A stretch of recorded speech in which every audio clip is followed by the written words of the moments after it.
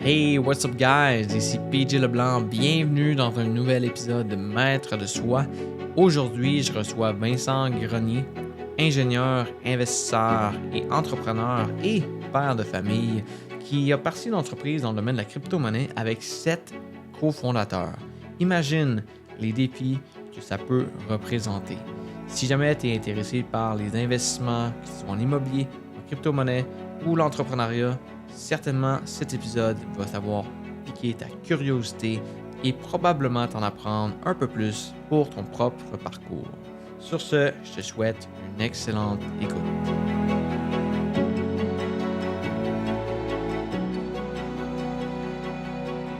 Écoute, on a parlé brièvement. Je sais pas grand-chose sur toi, puis les gens qui écoutent potentiellement qui savent pas grand-chose non plus. Mm-hmm. Est-ce que tu peux me faire un petit topo d'où ça part, où est-ce que ça a commencé l'histoire de Vincent, puis où est-ce qu'on en est rendu aujourd'hui? All right. Moi, ça a commencé, je te dirais, quand que j'avais 8-10 ans ou même plus jeune. Je jouais au Lego, puis je savais pas trop dans quoi me lancer plus tard. Je me suis dit, je vais soit aller ingénieur, structure, au civil ou architecte, je savais pas trop. Mais mon focus, c'est mathématiques, m'a vraiment fait pousser côté ingénieur. Ce qui m'a appris surtout comment structurer des choses, faire des projets, de la planification, amener cette pensée logique-là. Ouais. Puis aussi, j'ai toujours rêvé de comme... J'avais vu ma grand-mère avoir de l'immobilier, puis partir de rien à 47 ans, puis être millionnaire à 60 ans. Ça m'avait vraiment motivé. Ouais. Je me suis dit, oh shit, l'immobilier, c'est vraiment un créneau intéressant. Fait que je m'étais vraiment focusé là-dessus durant mon universitaire, je te dirais, m'éduquer là-dessus, lire plein de livres.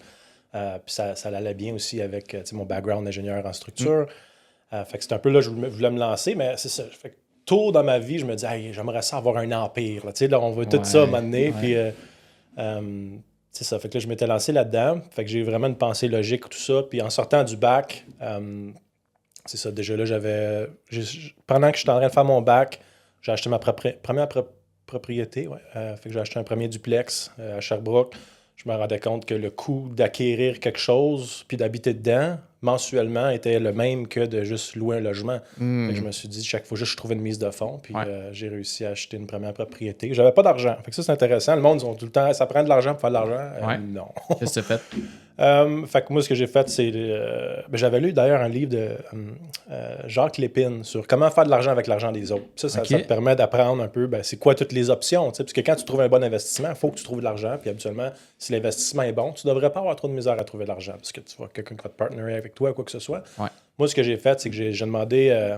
j'allais voir ma mère. Je suis comme, penses-tu que ma grand-mère me prêterait de l'argent, puis comment non, fais pas ça, Vincent, m'en dis pas ça, elle veut pas de stress. Là, je suis allé voir mon père, je dis, penses-tu que je devrais demander à la grand-mère? Ah, non. Fait que là, je demandais à tout le monde si je devrais demander de ma grand-mère, de demander de l'argent. Jamais je devais lui demander de l'argent, puis ils m'ont tous dit non. Puis finalement, je l'ai fait pareil. Puis là, il était comme, ben oui, ça va me faire plaisir. Fait que finalement, tu suis ton guts. Là, fait qu'en tant qu'entrepreneur, je suis quelqu'un qui a vraiment beaucoup de guts. Puis c'est ça qui m'a amené à prendre plein de décisions qui ont de l'air risquées, mais au final, ils étaient très calculés puis étaient vraiment des bonnes décisions. Fait que finalement, j'ai commencé comme ça. J'ai emprunté de l'argent à ma grand-mère. Je lui ai remboursé en dedans de 3 ans. C'était ça l'entente. Là, j'ai dit, check, toi, tu mets ton argent dans des CPG à 2-3 % d'intérêt. Pourquoi tu ne me la passes pas à 5 % Je vais te la rembourser dans 3 ans, mais que je refinance. Elle était comme, oui, il n'y a pas de trouble. Finalement, elle a donné de l'argent à tous ses petits-enfants, puis j'ai pas eu besoin d'y rembourser. Mais... c'est ça. Fait que c'est comme ça que j'ai commencé. J'ai acheté ma première place. Puis après ça, pendant que j'étais en train de terminer mon bac, ma conjointe était déjà enceinte à ce moment-là. Et là, tu es rendu à quel âge à ce moment-là? Là, j'avais 25 ans. Puis depuis 22 ans, j'avais mon premier duplex. Puis là, ce que j'ai fait, c'est qu'on avait un enfant qui s'en venait. Il est venu au monde dans notre duplex. On avait un petit 4,5. Puis on voyait qu'on n'avait pas assez de place. Fait que ce que j'ai fait, c'est qu'on a commencé à visiter des maisons où on voulait habiter. Puis là, j'ai trouvé un vraiment beau duplex à Sherbrooke. C'est encore là que j'habite actuellement. Fait que ce que j'ai fait, j'avais pas d'argent encore une fois. J'ai refinancé mon plex existant. J'ai emprunté 10 000 $ à mon père. J'ai dit, je vais te le remettre, puis je vais tout payer tes intérêts et plus, si tu veux. Puis après 1 an, j'ai payé mon père. J'ai été capable d'acquérir la propriété. Fait qu'à ce moment-là, j'avais 25 ans, je me faisais mon bac. J'avais 2 duplex. C'est comme ça un peu que je me suis commencé mes bases dans l'immobilier. Puis là, ce qui est arrivé, c'est qu'en 2017, début 2017, j'ai vraiment rentré dans l'industrie de la crypto. Fait qu'en 2016, j'ai découvert Bitcoin. Je pense qu'il était 235$. Puis là, début 2017, j'ai découvert Bitcoin. Ben, j'ai revu Bitcoin à 2000$. Puis je suis comme, holy shit, je viens de manquer un 10x, là, mon investissement. C'est quoi cette affaire-là? Ouais. Fait que là, j'ai commencé à m'éduquer comme vraiment tous les soirs sur c'était quoi la crypto, c'était quoi la blockchain. Fait que c'est vraiment l'appât du gain qui m'a amené à cette industrie-là. C'est souvent ça. Les gens ils entendent parler de la crypto, puis c'est vraiment c'est de l'argent facile et tout ça. Oui, tu peux faire beaucoup d'argent très facilement, puis tu peux la perdre très facilement aussi. Oui. Fait que c'est vraiment, c'est ça, l'appât du game, mais qui m'a amené là, mais je me suis rendu compte que c'était beaucoup plus que ça, la crypto. Là. C'est vraiment une technologie qui va révolutionner plein d'affaires, que ça soit l'identité digitale, faire des votes en ligne impiratables, de la finance décentralisée. Il y a un paquet de use cases de la technologie blockchain qui sont en train d'apparaître. La semaine passée, on a vu la Réserve fédérale, je pense, ou une grosse entité là, importante aux États-Unis qui a dit check, la tokenisation de tous les actifs va suivre dans les prochains 10 ans. Fait que tout va être tokenisé, tout va être sur des blockchains. Fait qu'il y a une certaine adoption de cette technologie-là, ce qui fait qu'il y a un paquet d'investissements qui vont augmenter significativement.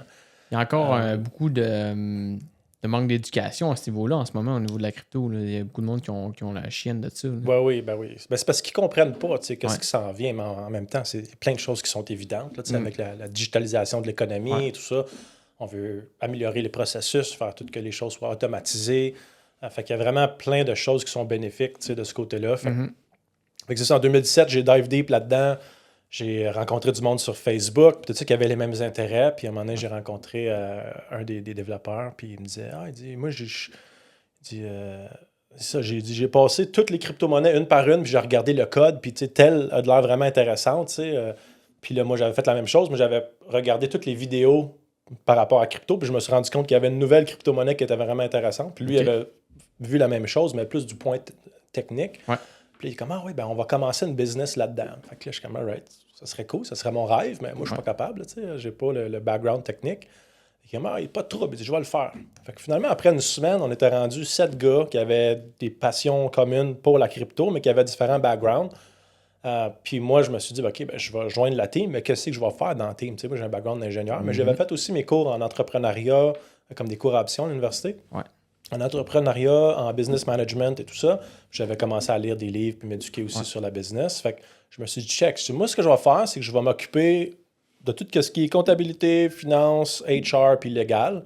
Parce que si jamais on se plante puis la business a foire, moi, je vais savoir comment repartir une business ailleurs. Exact. Fait que là, j'ai aidé à partir. Ouais, c'est ça faisait du sens parce que si jamais je me plantais, j'avais quand même gagné tout ce knowledge-là que je peux réutiliser ailleurs.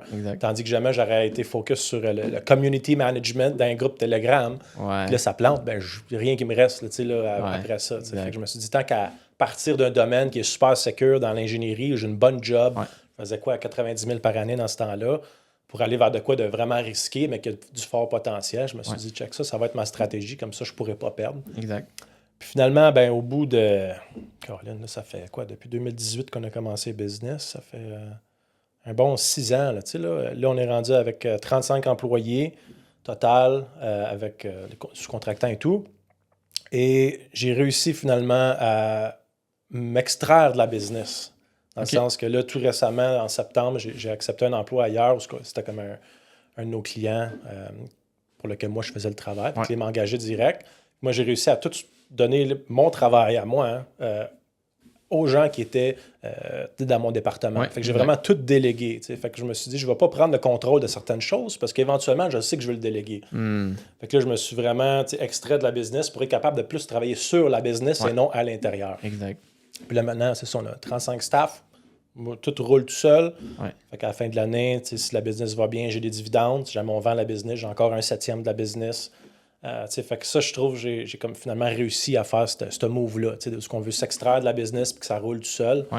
Parce que justement, tu veux pas être quelqu'un qui est comme que tout le monde dépend dessus, parce que là, tu peux plus en sortir de là. Exactement. Fait qu'une business, c'est pas comme McDo, on va dire, son produit, c'est pas le hamburger, c'est pas ce qu'il vend, c'est de l'immobilier, la business du McDo, puis tout le système de vente des hamburgers, c'est le système, c'est ça la business, fait que moi, je me suis concentré là-dessus. Fait que je me suis dit, comment je peux faire des systèmes qui sont sacoches au niveau des ressources humaines, des finances, côté légal, puis que tout ça soit bien documenté pour que ça roule tout seul, puis qu'il y a des gens de confiance qui roulent les systèmes.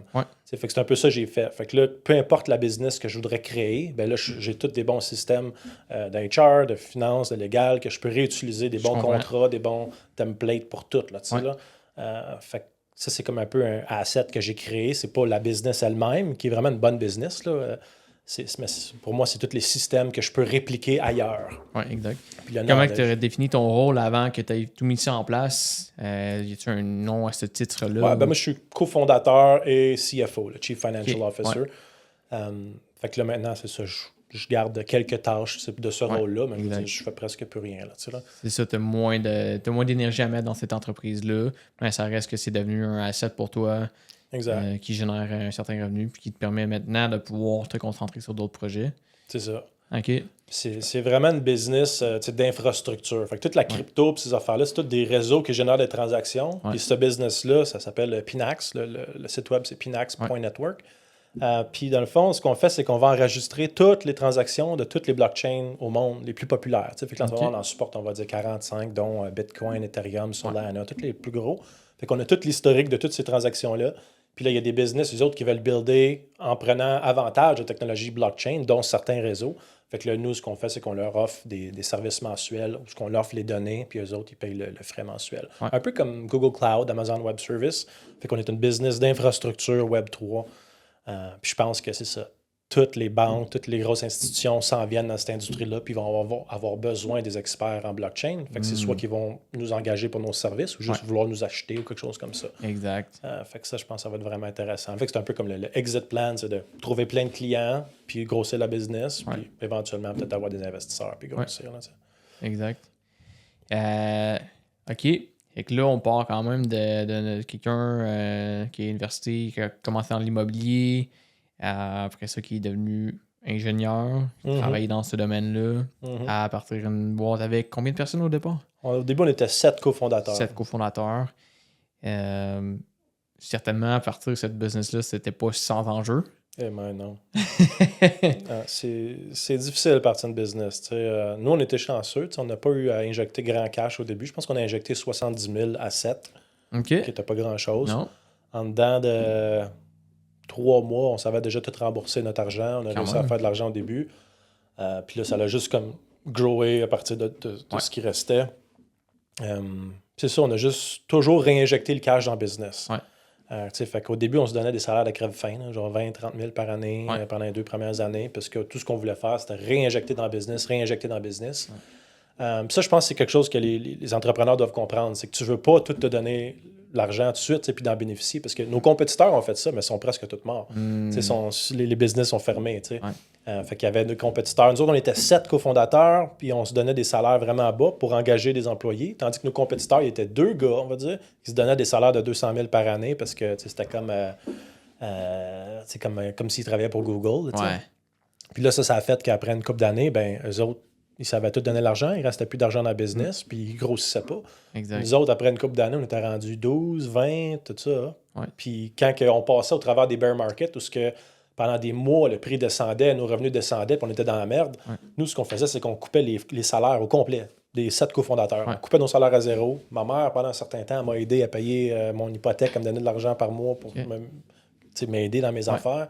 T'avais quitté ton emploi ou? Moi, j'ai resté à l'emploi jusqu'en 2019, je pense. Pendant au moins 1 an, j'avais mon emploi temps plein, que je diminuais mes heures tranquillement pour éventuellement arrêter.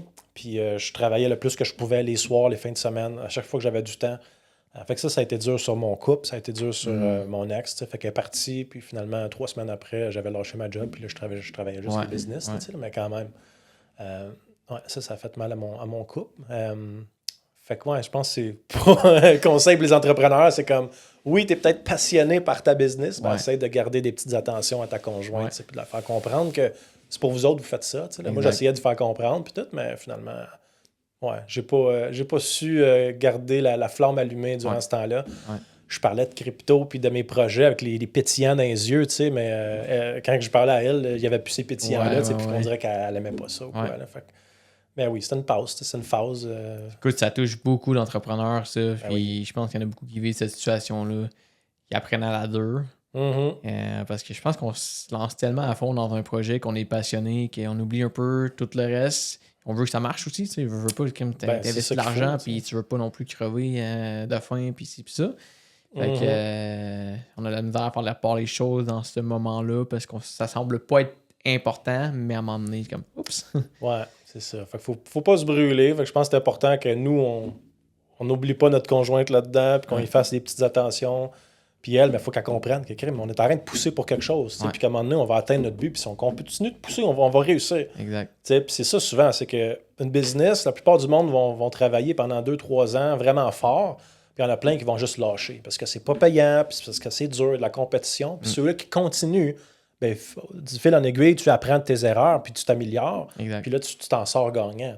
Fait que ceux-là, qu'après 5 ans sont encore là, ben, c'est ceux-là qui ont poussé. Puis ceux-là, la plupart vont partir, puis vont retourner chercher une job, parce qu'ils sont pas capables. Puis, mais ça vaut la peine de pousser, surtout si l'industrie a du sens, puis il y a de l'avenir. Ouais. Je me dis, à long terme, c'est sûr que tu vas être gagnant. Fait que maintenant, de mon côté, ça va bien les affaires. Je peux travailler bien moins fort, bien moins souvent, bien moins d'heures par semaine. Puis là, j'ai comme plus de liberté pour faire ce que je veux. Là, fait que c'est parti en affaire avec 7 cofondateurs. Ça se passe comment faire ça? Holy shit. C'est ça que c'est pas évident. Fait que je suis parti avec du monde qui avait des backgrounds complètement différents aussi. Fait que Denis, c'était un génie en informatique. Il travaillait pour Facebook. Matthew, même chose. Il travaillait pour HP. Il a géré des teams de 100 personnes pour HP. Fait que ces deux-là, c'est comme des génies au niveau technique. Reconnus mondialement dans ce qu'ils font. Fait que je suis vraiment chanceux d'avoir trouvé du bon monde. Fait que souvent en business, tu sais pas avec qui tu vas être partner.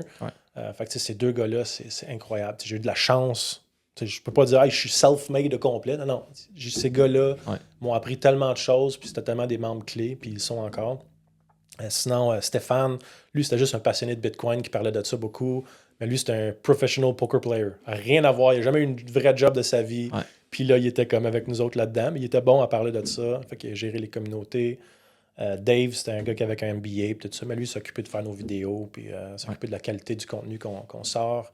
Daniel, il travaillait pour Capital One en project management, product management. Fait qu'il continue de faire ça. Yves, il était en politique et tout ça. Fait que ça nous a été très bénéfique d'avoir Yves dans l'équipe, là, parce que c'est un gars qui est extrêmement bon pour parler, extrêmement bon à négocier. C'est quelqu'un qui sait comme parler avec du charisme en anglais. Puis, il est vraiment sa coche. Fait que il était bon au début pour aller en Chine, rencontrer tous les clients potentiels, tous les partenaires potentiels. Fait qu'il était 3 fois pendant 1 mois en Chine durant la première année pour tout rencontrer les investisseurs asiatiques, tout ça, puis vraiment bâtir nos connexions, les relationships. Là, parce que dans la crypto, c'est un peu ça. C'est genre, si tu n'es pas connu, puis si les gens ne savent pas ce que tu fais, même si tu donnes plein de valeur à l'écosystème, s'il n'y a personne qui en parle et qui le sait, c'est comme si tu ne donnes rien. C'est un peu la base d'une business. Ouais, fait que c'est comme c'est le marketing. Fait que tu veux que ton produit soit connu pour être capable de le vendre. C'est un peu similaire. Mais dans crypto, c'est ça, on avait comme des services qu'on offrait, puis on avait des revenus, mais il y a aussi un aspect de gouvernance où ce que tu dois prendre des décisions, puis voter sur la blockchain, sur les changements du réseau, ces choses-là. Fait qu'Yves était capable de faire en sorte que nous, on avait du pouvoir dans tout cet écosystème-là.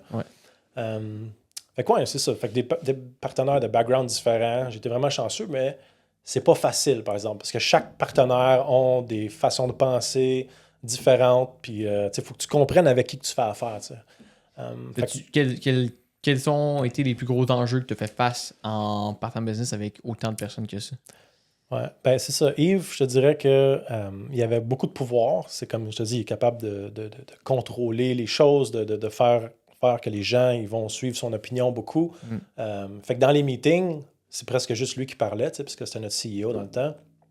Puis à un certain point, moi, j'étais tout le temps là en train de le confronter, mais dans le meeting de 7 personnes. Fait que lui, si j'ai pas s'il fait perdre la face en meeting, il va te démolir. Il y a du monde qui sont tellement habiles avec les mots. Fait que j'ai appris à connaître Yves, puis à comprendre son point de vue, puis pourquoi il est de même, tout ça, puis c'est correct, c'est Yves. Fait que là, ce que je faisais, c'est que je me suis adapté, parce qu'à un certain point, ils m'ont mis bien proche au pied du mur, comme check Vince, tu changes ou on te crisse dehors, vraiment. Là. Et je suis comme, oh shit. Fait que là, j'ai appris à connaître les gars, comment ils fonctionnent. Fait que ce que je faisais, c'est que dans mon meeting avec Yves, j'y donnais toute l'information. Lui, il allait l'apporter dans le meeting avec les 7 cofondateurs. Puis là, c'est lui qui en parlait, fait que ça coulait bien. Puis c'est comme si c'était lui qui apportait l'idée. Fait que là, tout est good, tu sais. Fait que j'ai appris à juste être plus calme dans les meetings, donner l'information à lui, lui il l'apporte. Fait que moi, mon but, c'était juste que la business aille bien puis qu'on prenne les bonnes décisions, tu sais. Fait que si jamais j'étais capable de faire un one-on-one avec lui, puis toi, tu dis mon point de vue, puis que ça, après ça, qu'il comprenne mon point de vue, puis qu'après ça, c'est lui qui le pousse. Mais lui, il avait plus de pouvoir pour faire pousser mon idée aussi. Tu sais, fait que c'était comme si j'ai appris à jongler avec lui. Puis tu vois, là, c'est lui qui m'a engagé avec la nouvelle business. C'est avec lui que je collabore à tous les jours. Ça va super bien. Fait que, c'est juste d'apprendre à comprendre les gens que tu fais affaire avec. Fait que ça, je pense que c'est l'affaire la plus importante en business, que tu sois en ingénierie, en architecture ou en entrepreneuriat. Apprends à communiquer avec les gens, apprends à comprendre les gens, puis à comprendre leurs besoins, puis à adapter ton message à ces personnes-là. Fait que, il y a plein de livres là-dessus, Crucial Conversation. Il y a un autre livre, c'est How to Win Friends and Influence People de Dale Carnegie. Un livre incroyable. Plein de petits livres comme ça qui m'ont appris genre à me comprendre, puis comprendre les autres, puis interagir. Puis je pense que c'est vraiment ça qui a fait la différence. Là. OK. Êtes-vous encore les mêmes 7 personnes? Au début, justement, il y avait un de mes bons chums de gars qui était dans le business. Puis là, nous, on avait engagé Matthew, le gmoi qui est comme expert en infrastructure. Mais lui, c'était comme notre plus grosse dépense. Puis là, ben, il y avait des problèmes avec mon chum de gars, puis Yves, justement. Fait que là, mon chum de gars, il est comme fuck it, moi, je m'en vais. Fait qu'il a vendu ses parts à Matthew. Puis là, lui est devenu actionnaire. Fait qu'on a pu couper son salaire, qui était notre plus grosse dépense. Puis là, ben, on s'est dit, check, on va t'engager, tu as des parts dans la business maintenant, mais là, tu n'as plus de salaire. Fait que là, la business, elle a mieux runné aussi, puisqu'on n'avait pas de dépenses pendant ce temps-là. Jusqu'à temps que là, la business aille bien, puis que là, il y a la COVID, puis les subventions, puis là, on a commencé à se donner des salaires. Fait que là, ça l'a bien coulé après ça. Là, mais c'est ça, on a juste eu un changement d'actionnaire en 2019. Quand il est venu le temps de distribuer les rôles, ça a-tu été une tâche facile? Quand même, je te dirais, parce que c'était comme si Denis était déjà positionné CTO, Matthew déjà Chief Infrastructure Officer. Personne ne voulait faire le côté admin. Fait que moi, je suis comme le seul qui voulait faire CFO. Fait que les rôles se sont comme placés un peu selon nos aptitudes, puis selon qu'est-ce qu'on voulait faire. Puis Daniel, il était comme, je pense, COO dans le temps. Il gérait les opérations. Fait que c'est lui qui faisait de la gestion de projet aussi, qui était bon là-dedans. Fait que les rôles se sont quand même divisés facilement, je te dirais. Puis heureusement, parce que ça aurait pu être difficile. Là. Ben, tu sais, des fois, il y a une histoire d'ego qui peut rentrer là-dedans aussi. Oui. ouais, exactement. L'ego peut être très intense des fois. Mais c'est ça, ça n'a pas été facile. Puis encore aujourd'hui, je te dirais que c'est pas facile parce que c'est comme si on a différents mindsets. Moi, je suis comme quelqu'un d'extrêmement visionnaire, puis de côté entrepreneuriat, tu sais, on dirait que je comprends la poutine, tu sais, là. Fait que moi, ça serait comme simple, tu sais, OK, j'ai une vision, je vais la détailler au plus simple élément, genre à la plus simple tâche. Je vais regarder exactement quel type de staff qu'on a besoin pour chaque tâche. Pour se rendre là, je vais faire un plan de 3-4 ans, puis on va aller chercher des investisseurs, puis let's go, on le fait, tu sais. Mais la plupart de mes collègues sont plus du type...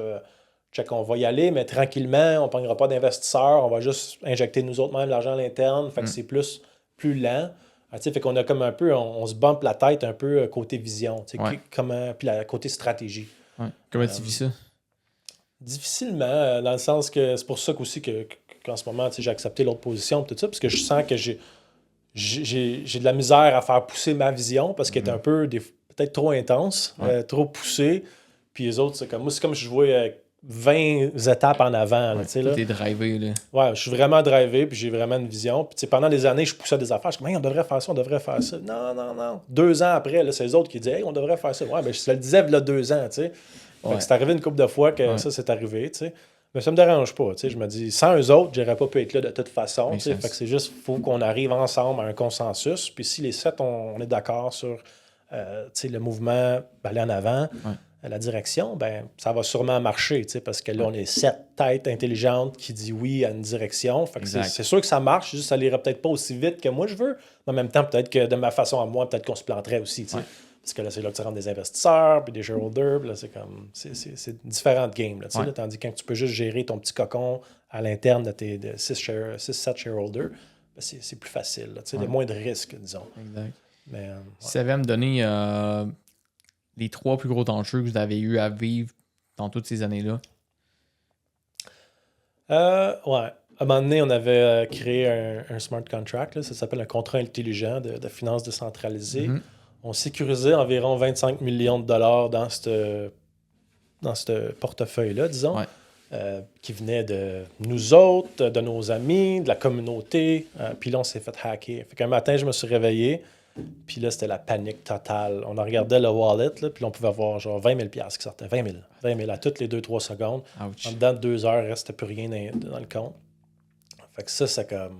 C'est là que tu vois que comme du jour au lendemain, toute la business va bien, puis là, tout peut planter. Là. Tu sais, comme shit, on va se faire poursuivre, on va aller en prison, qu'est-ce qui va arriver? Là, on va tout perdre. Là, Ouais.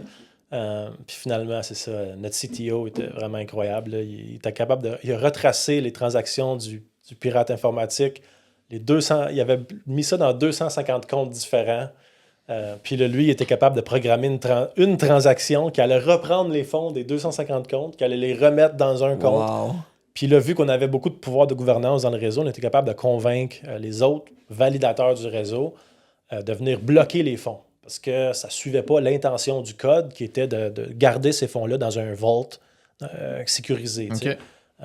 Fait qu'il y a différents réseaux dans crypto. En tout cas, je n'irai pas dans ces détails-là, mais sur le réseau qu'on était, on pouvait faire ça. Et là, on était capable de faire une autre transaction quelques jours plus tard qui était reprendre tous les fonds qui étaient là-dedans, puis là, les a retournés dans le vault initial. On a remboursé tous les investisseurs, puis on a fermé ce produit-là OK. parce qu'on est comme fuck that, on ne veut plus jamais que ça se reproduise ça. Mais finalement, c'est ça, on n'a rien perdu. On a même été capable de repartir avec le genre de 1 000 $ du hacker qui avait mis comme pour financer les ressources et les transactions. Okay. Fait que ça, c'était drôle. Mais ouais, ça a été toute une expérience, un roller coaster d'émotions. Fait que ça, je te dirais, c'est comme le plus gros problème qu'on a eu. Dans ça, ça a été quoi la leçon que tu en as retirée?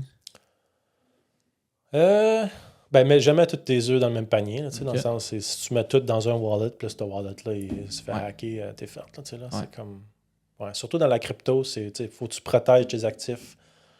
Puis plus que tu as de l'argent là-dedans, plus qu'il faut que ça soit comme... Comment dire, élaboré comme méthode de sécurisation de tes actifs. Parce que si tu te fais pirater, tu perds tout. Là. Fait que... Ouais, ça m'est arrivé. Ah ouais?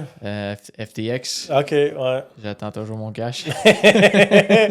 Ouais, fait que c'est ça. Les centralized exchange, puis c'est ça. Il y a tellement de façons de perdre son argent dans la crypto. C'est incroyable. Mais c'est ça. Il y a plein de façons de faire de l'argent aussi. Fait que c'est juste de... Tu peux pas investir là-dedans comme un débutant. Il faut que tu t'instruises. Il faut que tu prennes le temps. Définitivement. Sinon, je te dirais les autres embûches avec les business, c'est surtout la volatilité. La volatilité du marché de crypto, c'est intense. Comment que des journées, ça va bien, d'autres journées, tout va mal. La Chine a banni la crypto, toute plante. C'est vraiment intense, la volatilité. Fait que d'essayer de prévoir puis de budgéter pour des affaires, c'est vraiment difficile. T'sais. Quel impact ça peut avoir sur tes émotions, ça? Mais là, je suis rendu comme... invincible aux émotions de crypto. Parce qu'après, moi, j'ai fait comme 3 cycles de bear puis bull market que je passe au travers. Mais oui, au début, c'est intense. Là, puis même la famille le ressent. Parce que c'est comme une journée, tu peux faire dans les 6 chiffres. Puis une autre journée, tu peux perdre dans les 6 chiffres. Fait que là, tu peux être euphorique une journée. Puis l'autre journée, t'es down. Puis là, ta blonde est comme, mais pourquoi t'es down? Comme, on a perdu 100 000 $. Ou, fait que c'est tough, ces émotions-là, tu sais.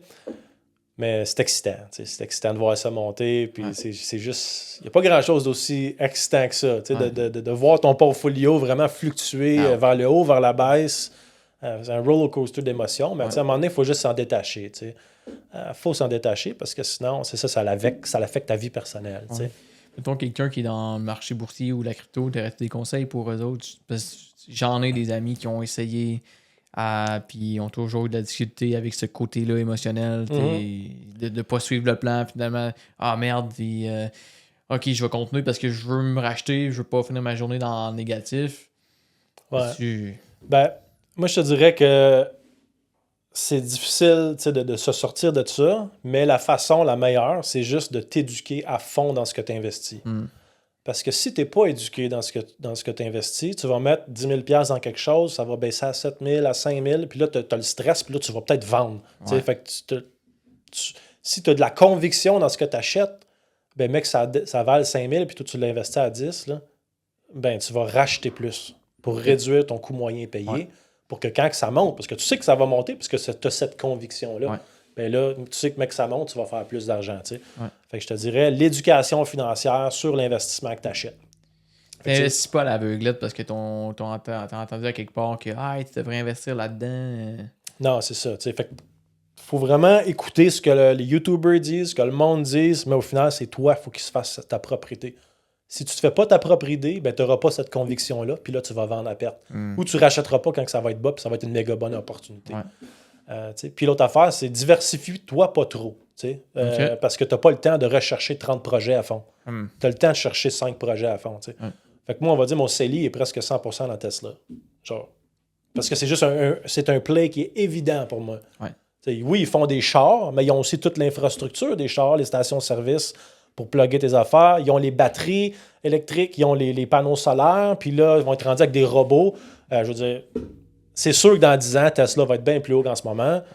Fait que peut-être ça va planter d'ici un an. M'en fous, moi juste racheter plus. Parce que je me dis, c'était une bonne business. Puis l'autre affaire, c'est que ce que Tesla ont, puis quelques business ont, c'est qu'ils ont un founder qui est extrêmement visionnaire, puis passionné, qui est capable de transmettre cette vision-là aux employés, ce qui fait que les employés comprennent qu'est-ce qu'ils font, comprennent pourquoi ce qu'ils font, puis ils vont mettre bien plus d'énergie puis de travail pour atteindre cette vision-là. Fait qu'ils sont motivés. Les gens qui travaillent chez Tesla, ils comprennent pourquoi ils le font, puis ils savent qu'ils font quelque chose de bien pour le futur, puis c'est pour ça que leur output est bien plus grand que dans les autres business. Tu investis aussi dans le CEO, dans les gens, parce que tu sais qu'ils ont plus de convictions, qu'ils croient plus en leurs produits, puis intéressant. Puis juste rajouter sur Tesla, c'est que j'avais écouté une entrevue avec le CEO de, je pense que c'est NVDA, puis il disait qu'il travaillait avec Tesla sur un projet à un moment donné, puis il dit c'est juste incroyable comment Tesla sont bons, parce qu'il dit faire un gros data center pour le AI et ces choses-là, ça peut prendre genre 6 mois, 1 an de planification, puis une autre année pour le builder, fait que ça peut prendre 2 ans. Tesla, ils l'ont fait en 19 jours. 19 jours! T'es comme, what the hell? Fait que c'est ça qui est la force de Tesla, c'est la rapidité d'exécuter. De trouver une idée, de dire, hey, cette radio-là ou ce condenseur-là dans le char, il est pas bon, celui-là sur le marché, conçois-moi un nouveau modèle qui va être plus efficace, tout ça, puis de partir de cette idée-là jusqu'à la production de l'élément, ben, ils sont ultra rapides. Fait que c'est ça, c'est la rapidité d'exécution de l'idée jusqu'à l'implémentation. Le côté fabrication, ben, ils ont leur propre supply chain et tout ça. Fait que je pense que c'est ce côté-là de la business que je me dis c'est très rare à retrouver ailleurs. Même chose pour les fusées avec SpaceX. C'est comme, ils ont complètement détruit l'industrie. Là, ils ramènent la fusée à la bonne place, tout ce qui a démarré. Il n'y a pas de perte. C'est comme, c'est le même dans tous ces business.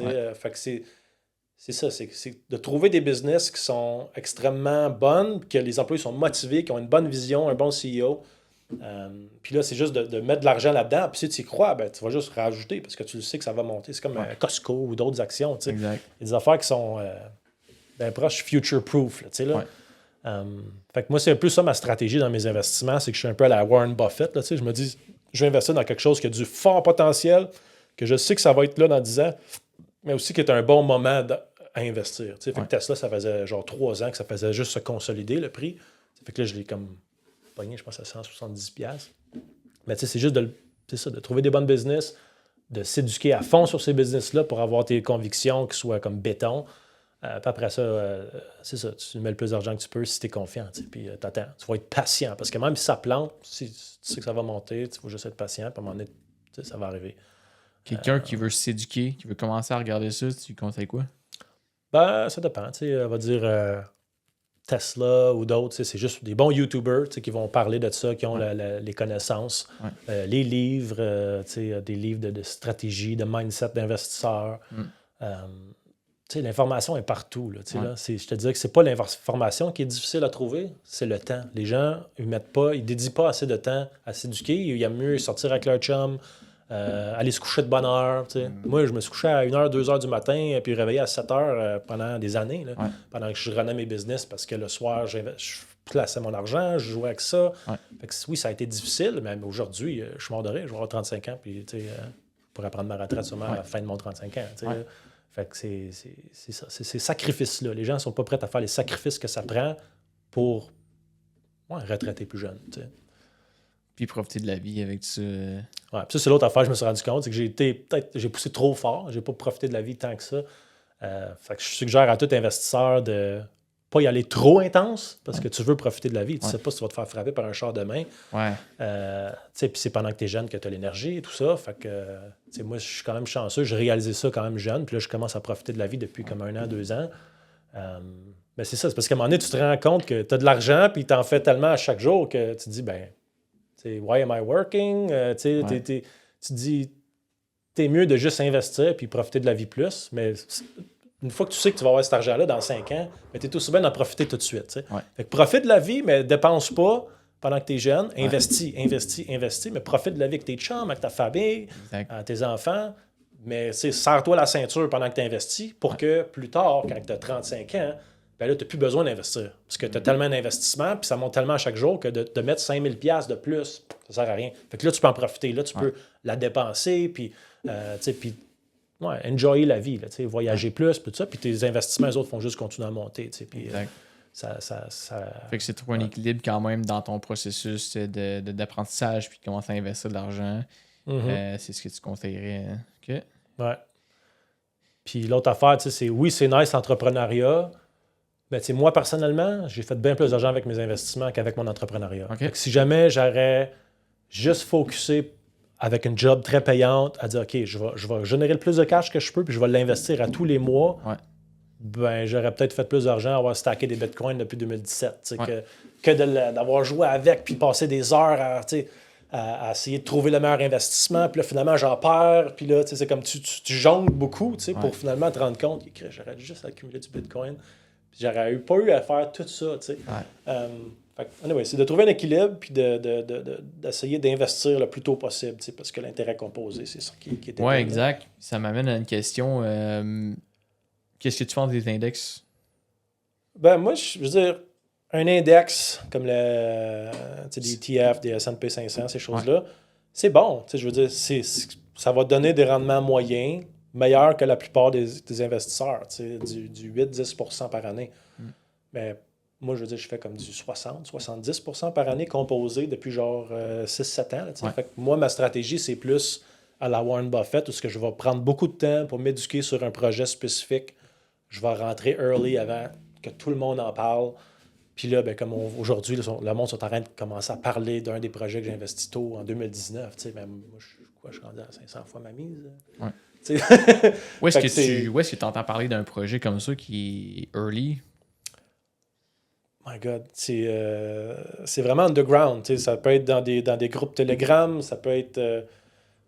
tu peux juste voir le token apparaître sur un des plateformes qui montrent les nouveaux projets, ces choses-là. Fait que là, tu t'informes dessus, mais c'est difficile. C'est difficile parce que la plupart des projets sont des scams en crypto. 80% des projets sont des money grabs qui veulent scammer le monde, parce que leur seul but, en fait, c'est d'avoir une certaine valuation puis commencer à cacher out. C'est difficile de trouver la perle rare, tu sais. Mais moi, ce que j'ai fait, c'est que je pensais l'avoir trouvé, puis finalement, je l'ai trouvé. Mais là, j'ai analysé, je suis comme, OK, c'est quoi les red flags? Qu'est-ce qui pourrait arriver? C'est quoi les choses qui pourraient me dire, prends des profits, ou tu sais...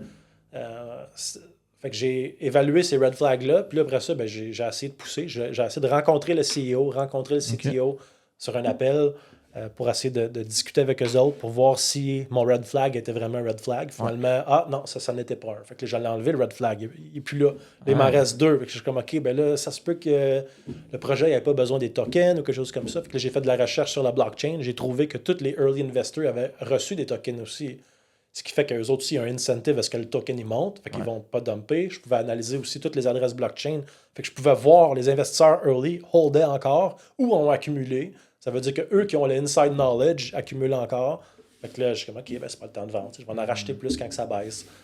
Fait que pendant des moments, je pense que j'avais fait 100 fois ma mise de 2019 à 2021. J'ai pris des profits, j'ai remis ça ailleurs. Puis après ça... c'est ça, j'ai réévalué le projet. Je me suis rendu compte que c'était encore très solide. Fait que quand ça a baissé, j'ai réaccumulé. Puis là, c'est ça, aujourd'hui, j'ai encore ma position depuis 2019. Fait que c'est pas grand monde qui vont dire hey, je vais holder un projet de crypto pendant 6 ans. Là, faut que ça soit un bon projet, puis c'est très rare, je te dirais. Là, mais il y en a d'autres que s'ils ont bien performé. Fait que moi, c'est un peu comme au fil des années, j'ai appris, puis j'ai fait des erreurs fatales. Puis là, je me suis rendu compte de ces erreurs-là. Fait que je peux t'en nommer une couple. Ouais, ça m'intéresse. J'avais investi dans Binance. Tu dois connaître Binance, le BNB. Ouais. J'avais acheté 3000$ de BNB en 2017 à 17 cents. Okay. J'ai vendu le lendemain à 35 cents. J'ai fait 92% de profit en genre 24 heures. Ouais. Ce qui était quand même un bon trade. Ouais. Mais aujourd'hui, ça vaut à peu près 600$ le jeton. Fait que mon 3000 vaudrait aujourd'hui 15 millions. Aïe. Fait que qu'est-ce que j'ai appris de ça? C'est vends jamais tout d'un projet que tu es confiant. Que tu aimes le projet, ben vends-les pas toutes parce que tu sais jamais comment haut que ça va monter. C'est comme si j'avais acheté du Amazon au début, puis je l'ai vendu le lendemain pour 92% de profit, puis finalement Amazon a juste continué de monter. Exact. Parce que c'était une bonne business. Fait que ça, je l'ai appris à la dure. Un autre, j'avais fait du profit dans le bull run de 2017. J'avais mis 42 000 dans un projet. Puis, c'est ça. Après 2-3 mois, ça valait 350 000. Puis après 2 semaines, ça tombait à zéro. Fait que j'ai tout perdu. J'aurais pu clairer ma maison avec ça, avec mon hypothèque. Finalement, j'ai tout perdu. Fait que ça la leçon là-dedans, c'est quoi?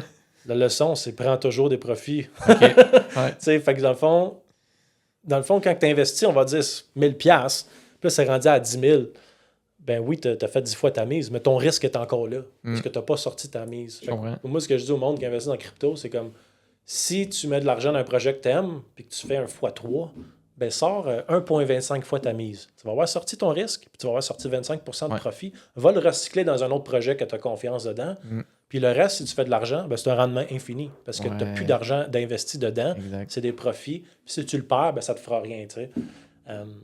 Fait que moi, ça m'avait fait vraiment de quoi, ça, parce que c'était un moment aussi après mon divorce, puis tout ça, il me restait plus beaucoup d'argent, puis là, mon 350 000, il s'envole en fumée, it's gone, tu sais, là, puis il n'y a plus façon de le revoir. Fait que c'est ça. Fait que vends jamais tout d'un bon projet, puis prends toujours une partie de tes profits. Fait que c'est jamais noir ou blanc. Il y a plein d'investisseurs, c'est comme, all right, je vais mettre all-in là-dedans, ou je vais mettre 20 000 là-dedans, puis après ça, moi, tout sortir mon cash. Non. Vas-y par palier. Tu vas investir par palier, tu vas sortir par palier, mais aussi, sors jamais tout. Il y en a d'autres que j'ai sorti, j'ai tout vendu. Finalement, j'ai fait 5 fois ma mise, mais avoir attendu 2 semaines de plus, j'aurais fait 15 fois ma mise. Fait que, OK, c'est intéressant. Ça, je te dirais, c'est comme les 2 plus grandes leçons que j'ai appris. Là, c'est à la dure. En même temps, c'est ça, quand tu ne l'as pas appris ailleurs, il faut que tu l'apprennes à quelque part. Puis, ça fait partie de la vie aussi, là, je veux dire. On va se planter. Là. C'est tough. Sinon, je te dirais une autre leçon, c'est comme le leverage trading. Là. Ça, c'est extrêmement risqué. Là. Je veux dire, tu peux faire de l'argent facilement, mais tu peux en perdre aussi. J'ai aidé du monde à rentrer dans le crypto, puis je leur disais, check, achète à ce prix-là, ça devrait faire ça, tu vas faire un x4 dans tant de mois, puis là, tu vas sortir ta mise, puis là, tout est arrivé comme planifié. Mais, on the side, ils ont décidé de faire du leverage trading. Ils ont tout perdu. C'est dangereux, ça, là. Ils ont tout perdu. Fait que c'est vraiment, vraiment dangereux. Fait que je conseille pas ça à personne. C'est comme, quand tu es rendu un pro, là, j'ai un de mes chums qui est un des traders meilleurs au monde. Là, il fait vraiment beaucoup d'argent avec BitGet. Là. Il y a plein de traders qui le suivent. Puis lui, il fait plein de profits. Fait que là, c'est les gens qui le suivent font du profit. Puis lui, il y a une cote de même. Mais si t'es pas comme ce gars-là, puis tu fais pas ça tous les soirs, puis tu deviens pas un méga bon trader, t'es mieux de juste investir pour le long terme. Ou, anyways, il faut prendre moins de risques. Là, là. Mais, on est parti de loin. Il nous manque un enjeu en business. Une embûche. 3e embûche. Je pense le financement. Le financement, c'est quelque chose qu'il ne faut pas négliger. Là, quand tu veux grossir, il faut que tu aies un bon plan, il faut que tu le rédiges, puis il faut que tu ailles essayer de chercher du financement. Ça, je pense que c'est quand même important. Nous, côté embûche, c'est plus du fait qu'on est dans le domaine de la crypto, de cette industrie-là. Puis là, les gouvernements ne veulent pas nous donner des contrats de financement, des choses comme ça. Ça, c'est quand même une embûche qu'on a encore à ce jour. Mais je veux dire, on est correct côté financement. Mais c'est comme ça nous empêche de grower puis d'aller chercher des contrats gouvernementaux. Fait que ça, c'est quelque chose. Fait que de checker l'industrie que tu es dedans, de faire sûr qu'il y a des possibilités de financement, parce que même s'il y a plein de programmes gouvernementaux de financement, peut-être que ta business n'est même pas admissible pantoute. Là. Ouais. Fait que ça, je pense que c'est important. Mais sinon, j'essaie de penser à autre chose. Ouais, c'est vraiment juste 7 cofondateurs, comment t'entendre les 7, puis comment... ouais. Je te dirais, l'autre chose, un peu comme qu'est-ce que je revenais à Tesla, c'est comme qu'est-ce que ma business manque encore à ce jour, je pense qu'on pourrait s'améliorer, c'est genre la rapidité d'exécution. Comment avoir une idée, puis faire un plan d'action, puis passer à l'action.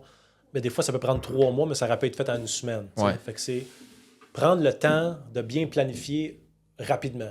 Parce que des fois, on est pogné dans les opérations, day to day, puis là, on n'a pas le temps.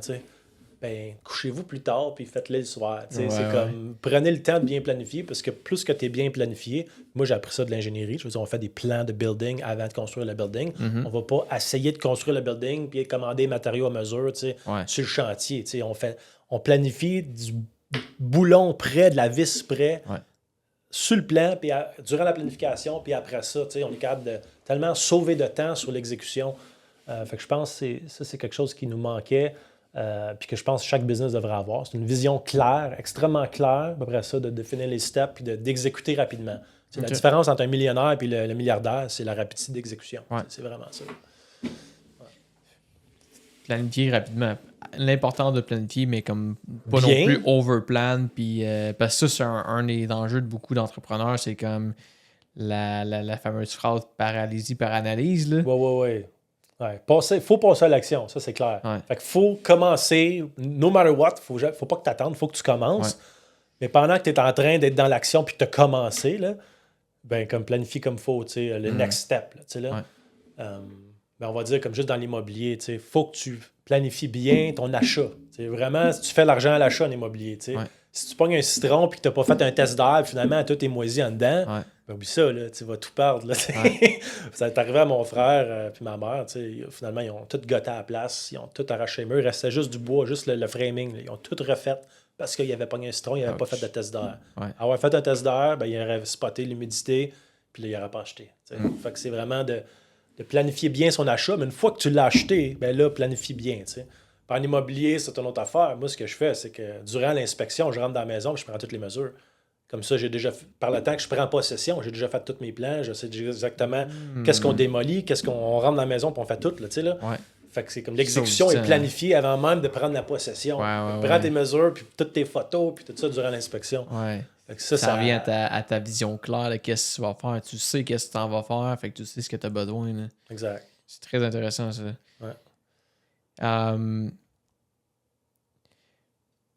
T'es rendu où est-ce que tu es rendu aujourd'hui? Inévitablement, il va probablement fallu que tu développes certaines habitudes, certains skills, certaines aptitudes. Peux-tu me faire part de peut-être 3 de ces... tout confondu, de ce que tu as eu à développer en tant qu'être humain pour te rendre ce que tu es là aujourd'hui? First, c'est sûr qu'il faut avoir du guts. Il faut que tu aies des couilles de faire des moves qui semblent être risqués, mais vu que tu as fait tes recherches approfondies, ben pour toi, c'est pas risqué. Fait faut que tu aies du guts pour faire des choses bold, parce que c'est comme ça que tu fais de l'argent. Si tu vas suivre un index fund puis que tu fais comme tout le monde, ben, tu vas avoir des rendements moyens. Tandis que moi, j'ai eu des très bons rendements, mais j'ai pris des risques. Là, dans le sens j'ai été all-in dans un projet, puis je l'ai holdé pendant que ça a monté, pendant que ça a crashé. Puis là, aujourd'hui, ben, ça vaut cher, mais c'est parce que j'ai su avoir les guts puis faire ma recherche. Mais je te dirais, ce que j'ai développé, c'est surtout une résistance au stress.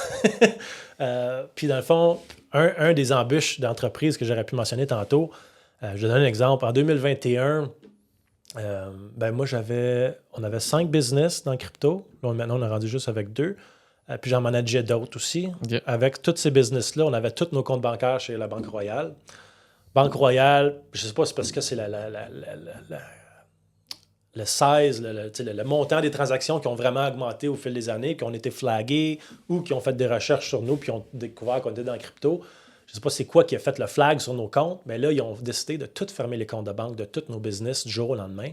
Ils nous ont laissé, je pense, un délai de comme 30 jours ou 90 jours, je ne me rappelle plus, pour trouver une banque. Mais essaie de trouver une banque quand tu es dans l'industrie de la crypto. En 2021, c'était très difficile. C'était très, très, très difficile parce que c'était dans une industrie qui compétitionne un peu avec les banques. Ça va évidemment rendre les banques désuètes, là, totalement. 100%. Mais c'est ça. Fait que, du jour au lendemain, il fallait qu'on s'ouvre des comptes de banque. Fait que j'étais capable d'ouvrir des comptes de banque pour certaines business assez rapidement parce qu'ils n'étaient pas comme directement liés à la crypto.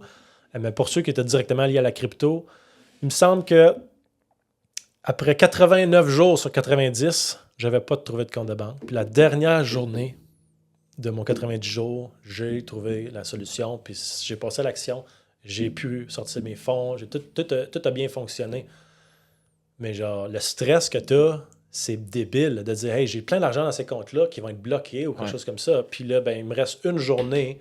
Puis là, il faut que je trouve une solution. Fait que c'est de vraiment jamais arrêter, de pousser non-stop pour atteindre ton objectif, puis tu vas sûrement l'atteindre. Fait que moi, le monde, il me parlait, il disait « Vince, comment tu fais genre, pour pas stresser puis pas comme broyer en ce moment? Genre, tu dois capoter. » Je dis « Man, j'ai pas le choix. Je vais trouver une solution, puis je vais juste pousser jusqu'à temps que ça marche. » Je stresse puis je broye, mais je travaille. Ouais, c'est ça. Ah ouais, c'est sûr que la nuit, on a de la misère à dormir et tout ça, tu sais, dans ces moments-là. Non, c'est clair. Mais, tu sais, c'est ça. Faut juste pas lâcher, puis il y a tout le temps des solutions. Tu sais, moi, je sais pas si ça vient de mon background d'ingénieur ou quoi, là, mais j'ai vraiment une pensée logique, une pensée de genre solution. Tu sais, je m'en fous, c'est quoi le problème ou d'où il vient, je veux comprendre, mais je veux trouver une solution. Tu sais, je veux pas juste commencer à parler du problème puis à parler du problème. Non, je vais focuser sur la solution très rapidement. Puis je vais pousser, puis tu sais, mais c'était décevant. Tu sais, j'étais allé à Toronto, j'ai fait toutes les banques à Toronto qui étaient là, les sièges sociaux, à Sherbrooke, tout le kit, là, puis c'était vraiment difficile. C'est pas indiscret, la solution, c'était quoi? Finalement, ben c'est ça, j'ai trouvé une solution qui était comme des comptes bancaires pour des plateformes de casino, des affaires vraiment risquées. Fait que c'était comme un semi-compte de banque, mais ça me permettait quand même de faire mes paiements, tout ça. J'ai dû faire des paiements au gouvernement au travers de d'autres business qui avaient comme la connexion avec les paiements gouvernementaux. Puis là, à un moment donné, ben là, j'ai quand même réussi à trouver une bonne banque, puis tout ça. Fait que là, c'est good. Fait que là, qu'est-ce que j'ai fait, c'est que je me suis dit, OK, ben chaque business va avoir 2 comptes de banque, puis ils n'auront pas les mêmes comptes de banque que l'autre business. Comme ça, tu sais, les banques ne se parlent pas. Puis si jamais il y en a une qui plante... Fait que là, j'avais de la redondance dans...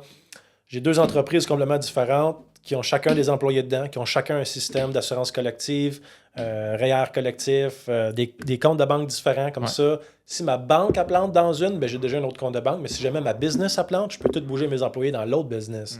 Puis il y a tout déjà de prêt. Fait que ça, c'était ma stratégie. Parce que dans ce temps-là, c'était vraiment comme risqué là, d'être dans le crypto. Là, maintenant, c'est comme rendu évident que c'est une bonne industrie, puis que oui, il y a plein de scams, mais c'est une industrie avec du potentiel. Puis là, que les banques comprennent ça, commencent à avoir les ETF de Bitcoin, puis toutes ces choses-là. Fait que, ouais, là, maintenant, c'est moins risqué, vu que les banques sont correctes avec ça. Là, puis, les scams, il y en a partout, là, aussi. Fait que, ben, c'est ça. C'est une technologie. Hein? Ça va être pris pour le bien puis pour le mal. Hein, exact. OK. 3e, aptitude skills à développer? Ben, je pense j'ai un bon skills, un bon gut feeling pour les investissements. De dire, OK, je vais cibler des bons projets, je vais investir, puis je vais m'éduquer là-dessus. Je pense que cette confiance-là que j'ai, ce feeling-là, de prendre des bonnes décisions financières. Je regarde mon portfolio, puis presque tous mes investissements sont up. J'en ai vraiment pas beaucoup qui ont... Ben, j'en ai pas, en fait, en ce moment, qui sont comme dans le downside. Là. En fait, j'en ai un. Fait que, ce que j'ai appris de ça, d'ailleurs, c'est que au début, moi, je suis rentré dans un projet, puis j'étais comme passionné par ce projet-là. Finalement, il a dégringolé. Fait que j'ai fait beaucoup d'argent avec, j'ai pris des profits, mais après ça, j'en ai holdé plein, puis ça a juste planté. Fait que, ce que j'ai appris de ça, c'est tombe pas en amour nécessairement avec ton investissement. Si les raisons pourquoi tu as investi dedans initialement, ben, sont plus là, puis tu n'as plus autant confiance, puis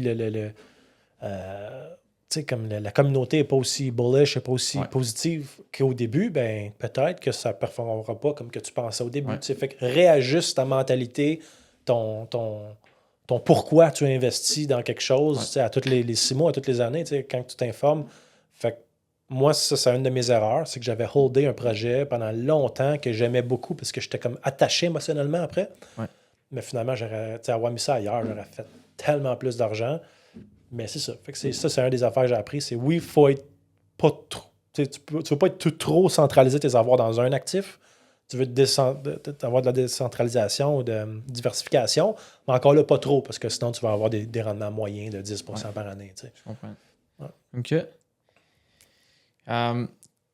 Si tu peux me nommer 3 leçons que tu as apprises dans ta vie qui sont devenues des principes de base pour Vincent, sur lesquels maintenant tu vas peut-être prendre des décisions ou que tu vas agir. Ouais, ben, l'un de mes plus gros principes, je te dirais, c'est. Puis ça, c'est depuis que je suis jeune, là, c'est que je fais pas des choses qui sont moralement pas correctes. J'ai jamais trompé ma femme ou quoi que ce soit. J'ai jamais fait quelque chose que je me sens pas correct avec. Ouais. Parce que moi, j'ai le goût d'avoir ma tête puis mes idées toujours positives sur mes projets, sur ma famille, sur.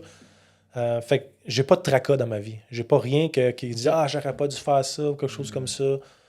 Fait que j'ai vraiment essayé de prendre les bonnes décisions sur le moment, pas faire des choses que moi-même je trouve moralement pas correctes. Comme ça, j'ai pas de tracas. Fait que ça, c'est un de mes principes que je suis vraiment gros puis qui me permet de pouvoir focusser mes idées sur des choses positives puis des projets comme pour le futur. Ouais. Fait que ça, je pense que c'est quelque chose que je suis vraiment beaucoup. Très intègre. Très intègre, oui. Ben, en même temps, c'est comme ingénieur en structure, tu bâtis des bâtiments. Si tu fais une erreur, ça tombe. Tu as tellement de responsabilités civiles. Ouais. Fait qu'on dirait mon intégrité est toujours là. Même chose en tant que CFO. Je veux dire, tu as accès à des comptes ou des choses comme ça que tu te dis, Colin, j'aurais pu vider ce compte-là à un certain moment donné quand j'avais accès. Parce qu'au début, j'avais accès à tout seul. Ouais. Maintenant, c'est tout rendu tout décentralisé. J'ai besoin de moi pour envoyer la transaction. L'autre, il faut qu'il l'approuve. Ouais. Puis là, il y a comme vraiment un système de gouvernance plus ça coche. Là. Mais pendant un moment, c'est ça. Les gens se fiaient sur moi, sur mon intégrité. Fait que ça, c'est quelque chose. Ça, ta parole, après, c'est fini. Là. Exact. Exact. Fait que, c'est ça. Tu veux avoir de l'intégrité dans tout ce que tu fais. Puis ça, c'est vraiment quelque chose qui me motive, là, de dire... j'ai toujours poussé au meilleur de mes connaissances. J'ai jamais essayé de crosser quelqu'un d'une certaine façon. Ouais. J'ai un win-lose, là, ça marche pas. Il faut que ça soit win-win. Il faut que le gars soit content, puis toi, tu sois content dans ta transaction. Fait que ça, je te disais, c'est un de mes principes de vie. L'autre, c'est juste d'avoir de la conviction là, dans ce que tu fais, d'être passionné de ce que tu fais. Ouais. Tu y vas à fond dans les choses parce qu'on a juste une vie à vivre. Hein? C'est comme si tu ne vis pas à ton plein potentiel, ben c'est gaspillé un peu. Puis tu vas avoir des regrets plus tard de dire ah, Colin, j'aurais pu faire ça puis je ne l'ai pas fait. J'aurais pu me partir en affaires puis je ne l'ai pas fait. T'es mieux de pousser puis de pousser à fond parce que c'est ça que tu veux vraiment. T'sais. Puis l'autre chose, moi, c'est ce que j'ai fait. Puis j'ai eu un mentor pendant une couple d'années qui m'a aidé à réaliser ça. C'est vraiment pense à ce que tu veux faire parce que tu veux devenir, puis arrange-toi pour y aller. T'sais. Fait que moi, j'étais en position de CFO. Mon but dans ma vie à ce moment-là, c'était de créer une business qui faisait ce que je faisais. Puis là, je l'ai réalisé. On a eu la business. Puis là, j'étais comme, hey shit, ça serait nice qu'on monte dans les tops au monde. On a monté numéro 1 au monde.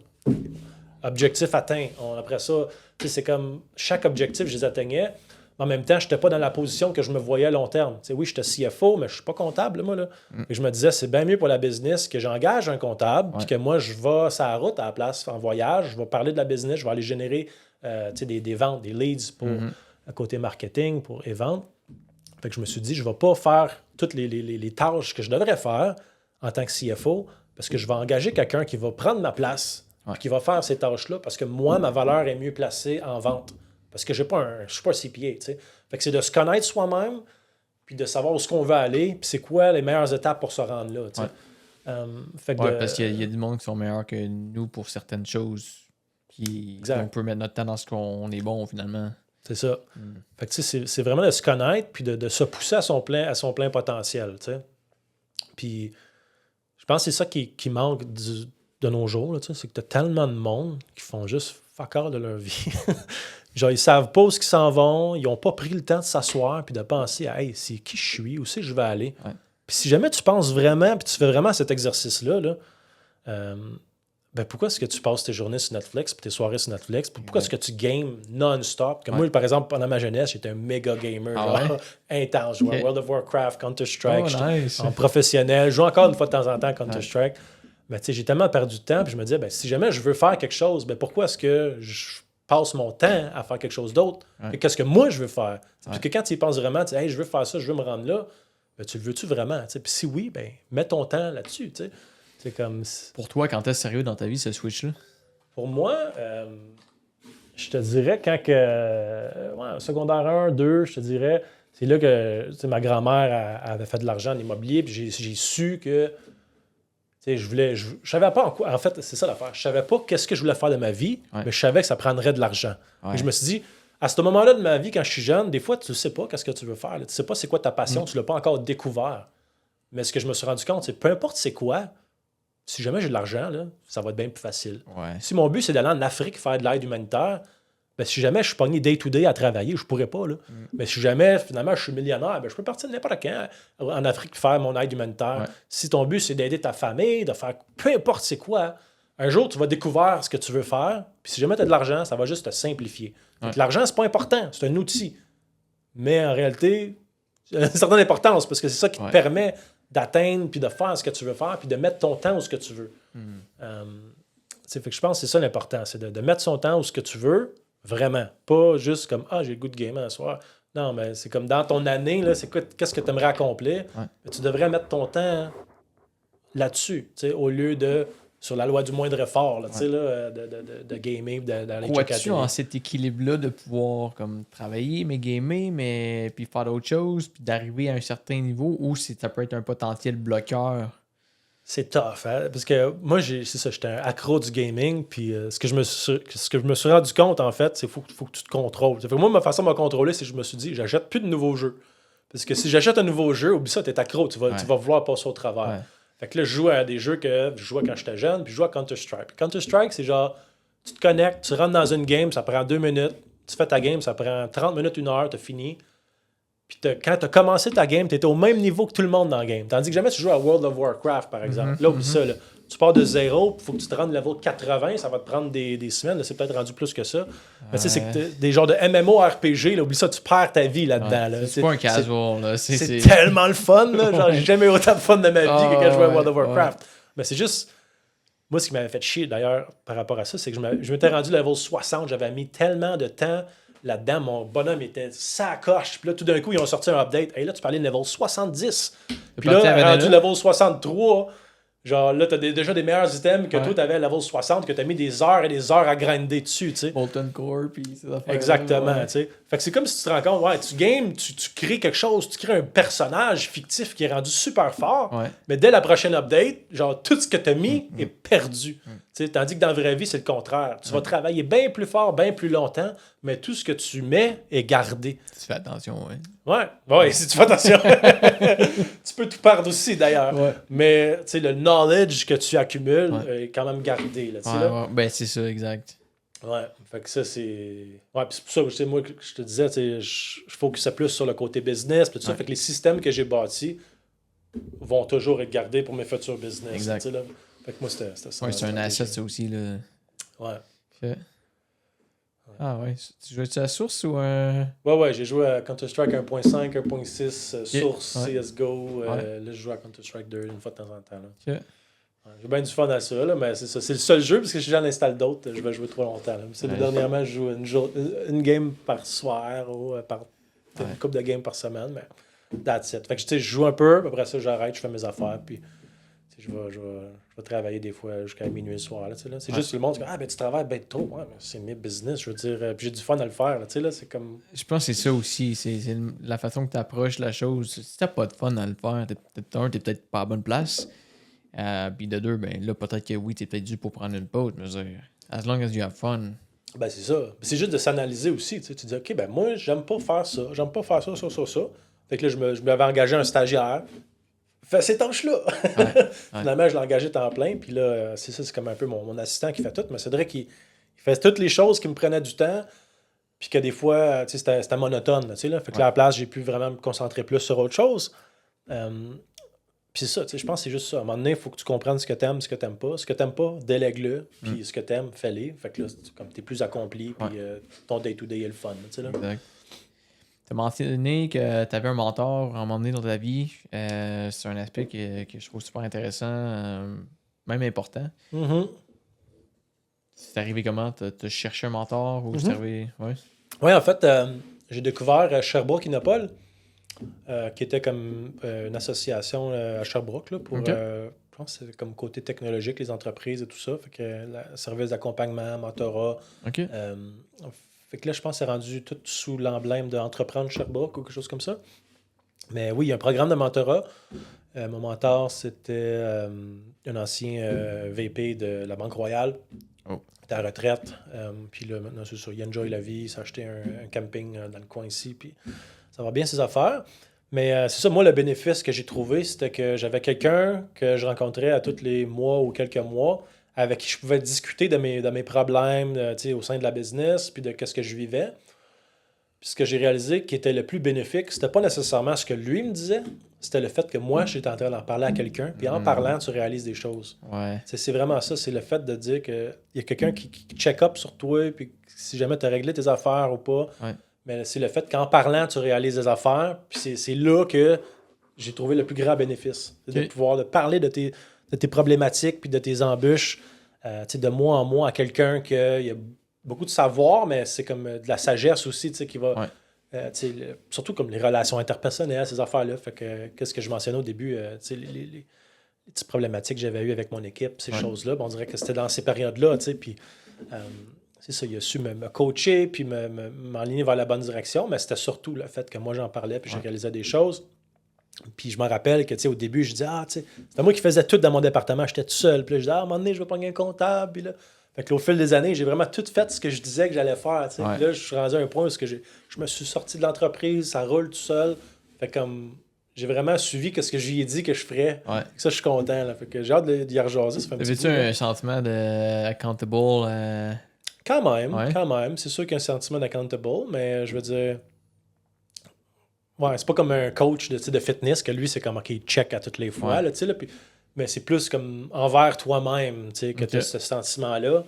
Mais comme je te dis, c'est un mentor avec Sherbrooke qui n'est pas... Tu ne dois rien. Fait que oui, tu es accountable, mais plus à ta parole. Là, il attend pas les résultats. Faut pas t'appeler pour dire là, t'as-tu fait telle chose? Ouais, c'est ça. Mais c'est comme je dis, c'est plus le fait d'en parler puis de réaliser tout. Puis de dire, c'est quoi ton plan? Ben là, tu lui dis ton plan. Puis avec le fait de le dire, tu y penses en même temps. Ça te fait réaliser des choses. Ben, c'est intéressant parce que je pense que c'est un milieu qui est assez mal compris, surtout quand ton entourage n'a aucune connaissance en business, ils sont pas en business non plus. Des fois, même ta blonde peut pas comprendre. L'entourage est dangereux, hein, parce que si tu demandes conseil à quelqu'un qui n'a jamais fait ce que tu veux faire, ben il va être difficilement capable de te conseiller. Fait que je me dis, c'est mieux de trouver quelqu'un qui a fait ce que toi tu veux réaliser, puis là tu y en parles, puis lui il va pouvoir te donner des trucs, va te donner des stratégies, des processus pour y arriver plus rapidement, puis il va t'encourager à le faire. Tandis que quelqu'un qui l'a jamais fait va être comme, fais attention, tu travailles pas trop fort, là. Comme ils vont te décourager de pousser, Moi, quand j'ai commencé, quand je voulais switcher ma business, là, ma famille était comme, ben là, ça... Non, c'est risqué ce que tu fais là. Tu as déjà une job secure, tu es ingénieur, tu as passé toute ton école là-dedans, puis là, tu décides de t'enligner dans quelque chose de complètement nouveau. Ouais. Tu fais quelque chose que tu n'as aucune expertise dedans. C'est risqué. Ben, oui, c'est risqué, mais no risk, no reward. Là, exact. Leurs propres peurs, souvent, qui sont reflétées. Oui, exact. C'est correct. Peut-être qu'il n'aurait pas pu se mettre à ta place puis faire ça. Puis... Non, exact. Faut vraiment... Moi, je suis vraiment de l'opinion de comme... J'écoute l'opinion de tout le monde, je veux du feedback, mais je fais ma propre opinion. Ouais. Puis souvent, même, je ne vais même pas suivre ce que le monde m'a dit, parce que c'est moi qui fais ma propre opinion. C'est ça qui fait, je pense, que je suis là aujourd'hui. C'est le fait que j'ai eu du guts de faire des choses que la plupart des gens n'étaient pas prêts à faire. Ouais. En 2017, quand j'ai investi dans la crypto, là, j'avais 0 cent. Je me suis endetté en carte de crédit et en marge de crédit à côté, parce que je savais que j'allais faire de l'argent sur cet investissement-là. Ouais. Quand je parle de ça au monde, c'est comme, t'es malade, man. Tu t'es endetté avec des cartes de crédit puis des marges de crédit. Ouais. Mais j'avais utilisé MBNA Mastercard. Là, c'est comme, ils te donnent, je pense que c'est comme 2-3% d'intérêt maximum. Dans le temps, c'était comme 1%. Oh, ouais. Sur 10 mois. Okay. Fait que c'est des cartes de crédit à très faible taux d'intérêt, mais si jamais tu ne payes pas ta balance ou que tu ne payes pas un paiement mensuel, là, il t'augmente tout de suite à 12-20%. Fait qu'il faut que tu t'arranges de faire les choses comme il faut. Mais j'ai pu emprunter de l'argent entre 1 et 3% d'intérêt. Puis finalement, j'ai fait des centaines et des centaines de pourcents là-dessus. Puis après ça, j'ai tout reclairé mes dettes. Fait que j'ai fait des moves vraiment bold que le monde ne pensait pas. Mais c'est important de faire ces moves-là. Parce que quand que tu trouves un investissement que tu es extrêmement confiant puis que tu penses que le timing est vraiment excellent, si tu n'as pas d'argent, il faut que tu la trouves. Parce que le jour que tu vas avoir de l'argent, peut-être que cet investissement-là va être rendu 3 fois plus haut. Là. Ouais. Fait que c'est comme, quand tu trouves l'investissement, il faut que tu trouves le cash. Ouais. Fait que moi, j'avais investi de mon argent là-dedans, mais là, j'étais comme, man, j'en ai plus d'argent, je suis plus capable, je suis endetté au coût. Là. Mm-hmm. Fait que je suis comme, alright, qu'est-ce que je peux faire? Je suis comme, OK, je vais parler de cet investissement-là aux gens, puis je vais inviter les gens à investir dedans, puis moi, je vais me prendre une cote. J'avais fait rentrer des amis là-dedans, puis finalement, je me suis pris une cote, mais finalement, c'est ça, pas longtemps après, c'est comme ça s'est terminé, cette entente-là. Là. Fait que j'ai juste laissé les gens faire de l'argent, puis je me suis pas pris de cote. Je suis pas un conseiller financier ou quoi que ce soit. Là, fait que c'est des ententes avec des amis proches ou de la famille, mais fait que c'était comme une autre façon. J'ai pas d'argent, je vais quand même trouver une solution. Parce que je me disais c'était comme obvious. Puis je suis content parce que c'est ça l'a permis aussi à ma famille et à des amis de faire de l'argent pendant que moi j'en faisais. Tandis que, fait que là, tu peux en parler puis c'est le fun. Mm. Le contraire est aussi vrai, dans le sens que j'ai aidé des gens à rentrer là-dedans, qui ont perdu de l'argent. Fait que là, c'est comme, ça ruine un peu la relation. Fait que c'est dangereux, tu sais, de parler de ça, mais ça a été le fun parce que là, j'ai cette conversation-là de commun. Comme, hey, telle affaire, ça monte, c'est cool. Ah ouais, moi tout, j'en ai. Puis, fait que ça, c'est le fun, mais il y a l'autre risque que si ça baisse, c'est moins le fun. C'est sûr. Ouais. Quel impact tu as envie de laisser sur cette planète? Wow. Grosse question. Puis oui, moi, c'est la question qui me motive, en fait, le plus à tous les jours. Je suis rendu à un point où je pourrais arrêter de travailler, en fait. Je pourrais juste comme... Je suis tellement confiant sur mes investissements que je pourrais me plugger sur mon Xbox puis gamer jusqu'à la fin des temps, puis je ne manquerais pas d'argent, tu sais, parce que... Fait que là, c'est ça, c'est qu'est-ce que je veux laisser exactement. J'ai une mission de vie en ce moment qui est extrêmement immense. Un projet que je veux faire, que ça fait 4 ans que je fais un méga mind map détaillé de toute cette idée-là. Puis je vois, moi, c'est ça. En tant qu'ingénieur civil, j'ai conçu pas mal tout ce qui tourne autour de nous. C'est les routes, les terrains, comment c'est placé, les bâtiments, de la fondation jusqu'à la finition. Fait que tout ce que tu vois autour de toi, je sais comment c'est conçu, puis je suis capable de te mettre ça sur un plan très détaillé. La rode d'armature est où, tout. Fait que je comprends comment que le monde est créé. Puis j'ai des business dans le domaine des cryptos, puis d'une business de data. Puis je comprends la blockchain, puis cette technologie-là, puis comment elle va impacter notre société. Fait que moi, ma mission de vie, en fait, c'est d'intégrer les deux. Comment qu'on peut intégrer la blockchain dans la vie de tous les jours, de façon à ce qu'on peut faciliter les transactions entre personne à business et avec notre environnement. Fait que comment qu'on peut utiliser ça dans la vie de tous les jours pour voter, parce que je trouve dans la politique, il y a tellement de corruption, dans tous les systèmes de paiement qui chargent 2-3% sur toutes les transactions. Fait que j'ai une vision d'une méga application, en fait. Je n'en dirais pas trop, mais en fait, c'est ça ma vision. C'est d'intégrer la blockchain dans la société de façon à ce que ça réduise les coûts de tout, en fait. Puis d'amener le coût des paiements et de toutes les interactions le plus proche de zero marginal cost, en fait, le plus proche de zéro possible. Fait que si en ce moment, c'est 3% que Visa, Mastercard se pogne, ben, j'aimerais ça amener ça à 0,25 après 50 ans. De dire, de faire un système qui a des frais, mais que les frais diminuent dans le temps, que tout soit open source. C'est ça. Fait que là, j'ai pas mal détaillé ma vision, vraiment beaucoup. Mais je me rends compte que c'est immense comme projet. C'est pas très simple. Faut collaborer avec les universités, il faut collaborer avec les villes, avec les cadastres, tout ce qui est les avocats et tout ça. Fait que c'est un méga projet. Puis là, dans le fond, au sein de mon poste en ce moment, ben, plus que les affaires vont bien, ben là, plus que j'ai de temps libre, que je mets à pousser ça. Puis une façon que je me suis dit, c'est que tu peux pas créer une méga application avec comme un Facebook d'ici demain matin. Fait que Facebook, c'est hot comme application, mais ils font du revenu avec les ads. Mais ils ont un marketplace. Fait que jamais tu disais, hey, moi, je vais créer un marketplace. Mais comment tu vas compétitionner avec Facebook, que lui, il a 0 frais à son marketplace. Comment tu fais pour compétitionner avec ça? Fait qu'il faut que tu aies une méga application qui comprend un marketplace, puis qu'il y a une façon de générer des revenus autres que la publicité, puis faire de l'argent sur le dos de tes utilisateurs. Fait que là, j'ai un peu toute cette méga vision-là. C'est ça mon plan de vie, je te dirais. Là, je suis rendu à un point où je me dis, c'est soit ça passe ou ça casse. Puis je vais essayer de pousser cette vision-là. Puis si ça marche pas, ben là, je vais juste enjoyer la vie, enjoyer ma famille, puis continuer de bâtir mon petit cocon familial. Mais je me dis, la société a besoin de ça. La société, la blockchain, c'est vraiment, comme je disais, c'est une technologie qui est neutre. Fait que les gouvernements vont l'utiliser pour nous contrôler, pour créer un système d'identité digitale qui peut le fermer ton compte de banque du jour au lendemain. Ça s'en vient, là, ça. Là. C'est inévitable qu'eux travaillent là-dessus.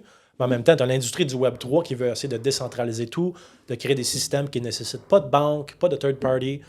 Fait comment on peut créer quelque chose qui est comme un peu dans le milieu, là, où ce que le peuple va contrôler ses propres systèmes. Ce ne sera pas, c'est ça, quelques personnes en haut qui contrôlent tout. Ouais. Puisque c'est ça que je me rends compte, en fait. Avec la blockchain et le contrat intelligent, ça permet d'automatiser plein de processus et tout ça.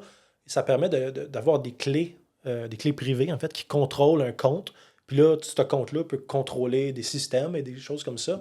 Fait qu'en ce moment, on va dire que notre société est vraiment de façon pyramidale. Tu as un paquet de monde en bas de la pyramide.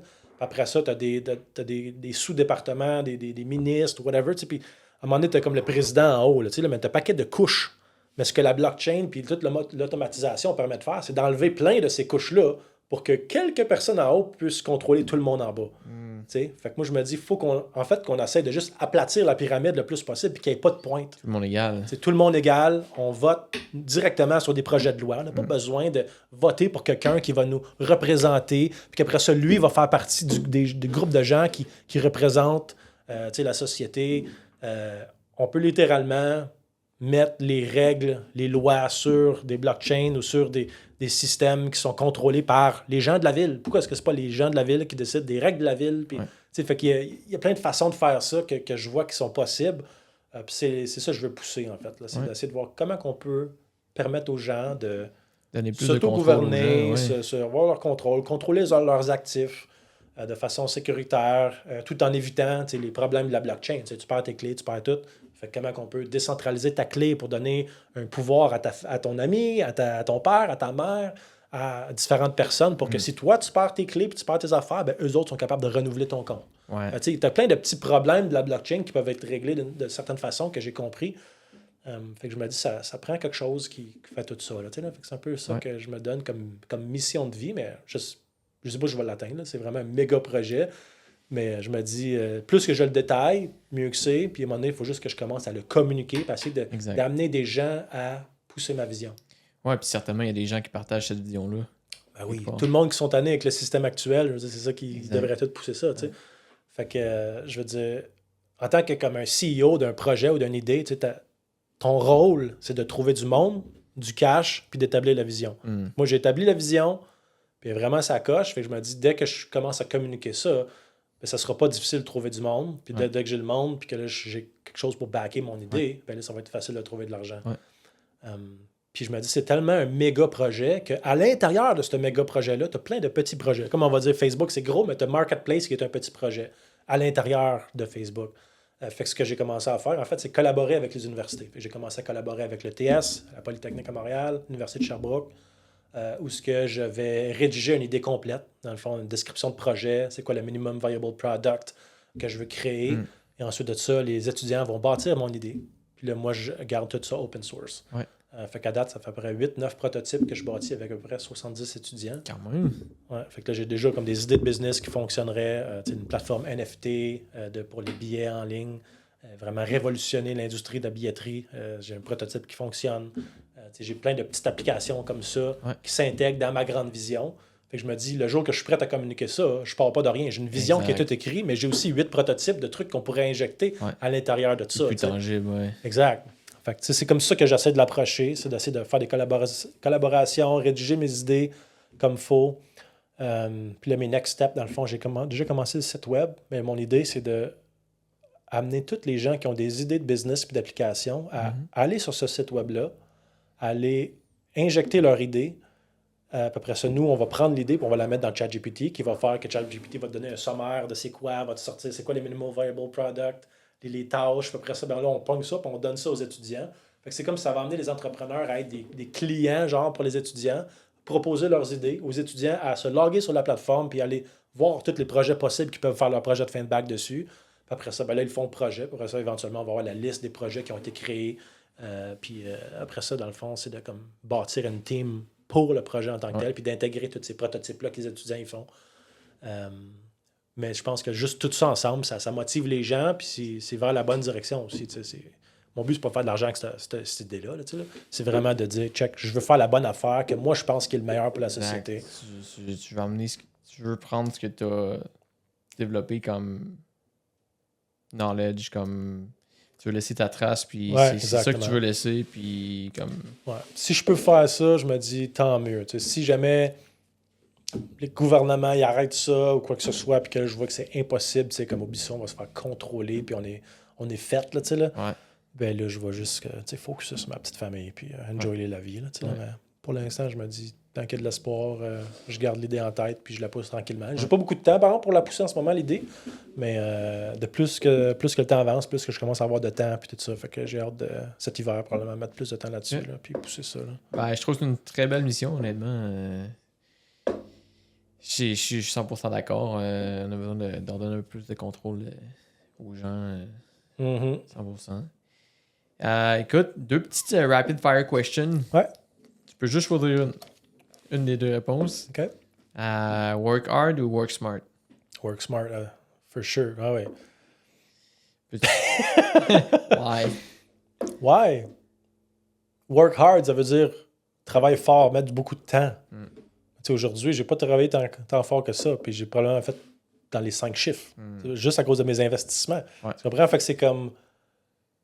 C'est pas... Work hard, ça t'amènera jamais à rien de très fort, de très bon. Là. Tu sais, là, oui, tu fais de l'argent, mais tu remplaces ton temps pour de l'argent. Puis c'est ça qu'il faut pas. Tu sais, c'est soit que tu es comme un médecin ou quelqu'un qui fait beaucoup d'argent, tu sais, que tu fasses 100 000 par année, mais le work smart, c'est genre, OK, ben tu prends cet argent-là et tu l'investis, tu sais, de façon intelligente pour que tu fasses beaucoup plus que du 8-10% par année. Puis ça, c'est vraiment smart. Ouais. C'est ça que tu veux. Tu sais. Work hard, c'est inévitable que tu peux avoir du succès aussi. Là, je connais quelqu'un qui était un professeur d'éducation physique qui a lâché ça. Il est parti avec, je pense, 12 000 $, puis il a commencé à acheter un bloc avec son père. Il a commencé à rénover des blocs. Puis là, maintenant, il doit être rendu à 60 portes, mais il n'a pas lâché. Il a travaillé comme un malade. Ouais. Fait que oui, tu es capable. Oui, work hard, you can do it. Là, mais de work is smart, puis d'établir une vision vraiment de pousser, détaillée, puis tout ça, tu peux faire bien plus d'argent en travaillant moins fort, physiquement. Ouais. Mais c'est pas pour tout le monde. Je veux dire, il y en a qui sont vraiment bons avec leurs mains, puis qui sont faits pour travailler sa construction, puis devenir des entrepreneurs généraux, puis ils vont faire du gros cash, entrepreneurs. Ouais. Mais je te dirais, essaie de ne pas être le gars qui est sur le chantier à cogner avec son marteau. Essaie d'être le project manager qui appartient à la compagnie d'entrepreneur général. Oui, c'est correct de commencer, parce que c'est bon quand si jamais tu veux être entrepreneur et tu connais rien, ce sera pas bon. Fait que oui, tu commences dans le bas de l'échelle, mais work smart pour te rendre en haut de l'échelle. Puis pour faire ce que toi tu veux faire. Mais au final, moi ce que je dis au monde, c'est découvre ta passion, puis monétise ta passion. Peu importe c'est quoi. Tu veux passer tout ton temps à faire ce que tu aimes, puis à le monétiser. Fait que si tu es un peinture, ben essaie de te filmer en même temps, puis d'avoir un following de communauté, puis les gens qui vont bider sur ta peinture. Ou, si tu aimes faire du snowboard, ben fais des vidéos de snowboard. Comme essaie de rendre ta passion payante. Ouais. Peu importe c'est quoi. Que tu joues de la musique, que tu fasses quoi que ce soit. Tu crées des cours pour apprendre aux gens. Puis... Ouais, c'est ça. Puis d'une certaine façon, est-ce que tu n'échanges pas ton temps contre de l'argent? Fait qu'il y a une fille à Sherbrooke que je connais, psychologue, puis moi je lui dis arrête de travailler pour de l'argent en tant que psychologue. Je lui dis fais des cours pour que les gens vont aller écouter puis qu'ils vont payer 100$ pour suivre ton cours. Puis tu vas avoir des milliers de personnes qui vont le suivre puis qui vont te payer puis tu vas faire de l'argent quand tu ne travailleras pas. Fait que oui, tu peux être psychologue ou même un notaire. Peut-être que tu peux faire des cours en tant que notaire pour le monde pour mieux apprendre à acheter leur propriété. Puis là, tu te crées tes cours en ligne puis tout d'un coup, ça marche. Là, là. Fait que c'est de comme prendre un peu ton expertise puis ta passion puis d'essayer de trouver une façon quelconque de la monétiser. Fait que moi, quand j'étais ingénieur en structure, je disais à mon boss, comme check... on a tellement de fichiers Excel pour calculer une poutre, une colonne de béton, whatever. On devrait juste tout prendre ça puis les mettre clean puis les vendre pour les autres ingénieurs civils au Canada qui utilisent les mêmes calculs que nous autres. Ils pourraient juste acheter notre paquet de logiciels. Puis là, mais la mentalité, c'est toujours, ben là, on va vendre un peu notre edge contre la compétition. Ouais, mais c'est pas grave parce que là, tu vas faire un gros paquet d'argent. Hein? Puis tu vas pouvoir grossir plus vite que ta compétition parce que c'est toi qui les as fait, les cours et les systèmes. Fait de toute façon, la compétition, tôt ou tard, elle va finir par en avoir en trouver ailleurs puis faire tes propres systèmes. Fait que pourquoi pas en profiter? Exact. Fait que, c'est work smart always. Là, peu importe c'est quoi. Peu importe c'est quoi. Puis l'autre affaire, c'est entoure-toi de gens intelligents et plus intelligents que toi. Dans le sens, la valeur d'une business à long terme, c'est vraiment proportionnel à la qualité de ton staff, à la qualité de tes collègues. Fait que moi, pendant longtemps, j'étais une personne qui faisait les entrevues puis qui trouvait les bonnes personnes. Puis je me rends compte qu'une gang des vraiment bons players qui sont dans mon équipe, c'est moi qui les ai trouvés puis qui les ai engagés. Puis j'ai poussé fort pour aller les chercher parce que je savais qu'ils étaient bons. Mais c'est ça qui fait aujourd'hui qu'on a du succès. C'est qu'on a une bonne équipe de personnes vraiment bonnes. Fait que c'est work smart, puis entoure-toi du monde smarter, puis build ta compagnie, puis lâche pas. Là, OK. Est-ce que tu te sens plus attiré ou poussé dans la vie? Attiré ou poussé? Attiré, vers... Disons que je set mes objectifs, puis je pousse vers mes objectifs. Okay. Je vais vers ce que je veux. Je vais chercher ce que je veux. Que ce soit la femme que je veux ou que ce soit quoi que ce soit. J'écoute ce que le monde me dit, je fais à ma tête puis je pousse. Vraiment fort. Dernière petite question. Si tu avais 3 personnes que tu verrais sur le podcast, ce serait qui? Bonne question. J'ai Cédric qui est mon assistant, qui est encore jeune, 25 ans, extrêmement bon mindset, qui se lance dans tout ce qui est ChatGPT, qui essaie de trouver un paquet de business, il y a plein de sous-projets. Fait que je pense que c'est une belle inspiration pour les autres jeunes. Puis pour moi aussi, c'est une bonne inspiration. J'admire Cédric parce que il y a de la drive, mais il y a beaucoup de willpower. Il est capable de faire ce qu'il faut faire pour aller où ce qu'il veut. Comme moi, par exemple. Oui, je suis bon dans plein de choses, mais j'ai de la misère de me lever le matin parce que je travaille tard le soir. Fait que je ne vais pas au gym à tous les jours. Je devrais. Ce gars-là, il est juste mindé là, à côté. Là, tous les matins, il se réveille vraiment de bonne heure. Il va au gym. Il est au bureau avant moi. Il a son mindset de béton. Il ne va pas tricher. Moi, je me promène dans l'office puis je mets des petits chocolats sur les bureaux des gars. C'est comment mon petit Chris? Puis là, ils vont finir par les manger. Mais lui, comme non, je veux rien savoir. Non. Il triche pas. Il est vraiment un mindset de béton. Je pense que ça, c'est quelque chose qui est important d'avoir puis qui pourrait être partagé. Fait que ça soif de trouver quelque chose, une nouvelle business ou quelque chose comme ça. Fait que je suis avec lui dans la business. Il est employé, mon assistant, mais dans d'autres projets, je suis comme on est partner là-dedans. Il y a une business de création d'événements. Okay. Il est en train d'explorer avec YouTube comment il peut faire un channel, genre juste avec ChatGPT. Fait qu'en dedans de comme 15 minutes, il est capable de créer une vidéo avec de la musique puis tout, popper ça sur YouTube. Fait qu'il est en train d'explorer toutes les affaires de ChatGPT qui pourraient être intéressantes. Mais ouais, Cédric, for sure. Sinon, d'autres personnes. Sherbrooke. N'importe où. Ah, n'importe où. Oh, oui. C'est sûr, je pense Louis. Louis, c'est un gars qui travaille avec nous autres en marketing, guerrilla marketing, une machine de marketing. Ce que j'aime de lui, c'est ça, il pousse beaucoup, mais c'est surtout le fait qu'il y a un background marketing puis un background aussi en informatique. Okay. Fait que là, comment faire en sorte que tu peux créer des bots qui vont faire des affaires de marketing de débiles. Comme l'autre fois, il me parlait... il a créé un genre de bot qui va trouver toutes les YouTube vidéos qui ont sorti dernièrement, qui sont reliées, on va dire, à notre industrie. Puis là, le bot, ce qu'il va faire, c'est qu'il va aller checker le YouTube, il va tout écouter le vidéo au complet pour avoir le contexte du vidéo. Il va lire chacun des commentaires. Il va créer un commentaire customisé pour répondre aux commentaires de la personne qui va l'amener à checker nos services. Fait que là, c'est comme si toutes les vidéos de l'industrie ont un commentaire de notre business dans chaque commentaire de toutes les personnes parce que ça a été automatique. Fait que c'est comme vraiment du guerrilla marketing, comment accéder à tout le monde. Fait que quand ils m'ont montré ça, j'étais vraiment impressionné. C'est effectivement impressionnant. Fait que comme comment intégrer l'automatisation dans le marketing, c'est une machine. Puis c'est celui où il y a eu beaucoup d'entreprises, il a participé dans plein de projets. Sinon, mais lui, c'est ça, il est à Montréal ou dans ce coin-là. Fuck, bonne question. Ben, c'est sûr, tu sais, Denis qui travaille avec nous, c'est une vraie machine aussi côté technique. Là, Mais ouais, j'essaie de penser. S'il y en a d'autres, au pire, je te laisserai savoir. Oui, là, mais, 100%. Écoute, déjà là, avec ce que tu mentionnes là, ça peut être très intéressant d'avoir ça sur le podcast pour inspirer différentes personnes. Hein, Ouais. 100%. Où est-ce que les gens peuvent te trouver s'ils veulent voir les évolutions de tes projets? Bonne question. Ben, dans le fond, Pinax.network, c'est notre compagnie de Web3 Data. YosNation.io, ça, c'est notre compagnie de Validator Business. Moi, je suis sur Facebook, LinkedIn, X.com. Mon nom, ben, c'est Vincent Grenier. Ouais. Sinon, mon courriel, vincent@pinax.network. Puis ouais, si jamais il y a des gens qui sont intéressés, cherchent par exemple des gens pour faire du UI development, faire comme des interfaces, comme ma grande vision que je te parlais. Là. Ouais.